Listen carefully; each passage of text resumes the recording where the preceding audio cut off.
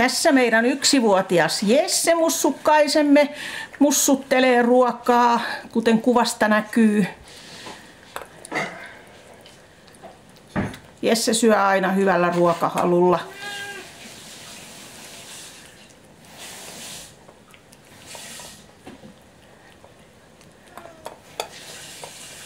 Ja tietysti synttärikakku oli nyt vähän jotain spesiaalia, ettei ihan perusruokaa.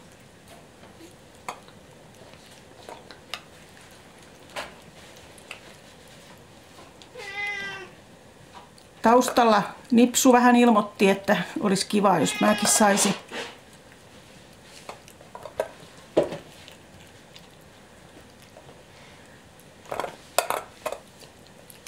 Veela tulee kattoon, että mitä sä poika täällä syöt. Ja totta kai sitä täytyy vähän antaa pomollekin synttärikakkua palanen.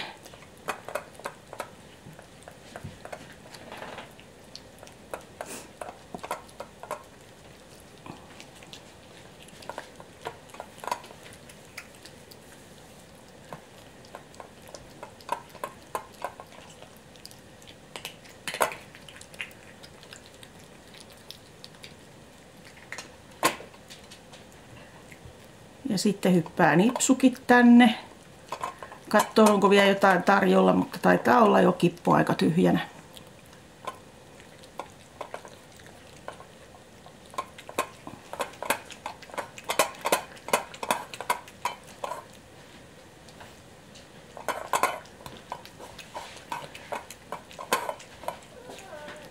Ja Kepsukin sieltä tulee.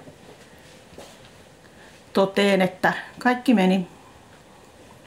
Kiitos.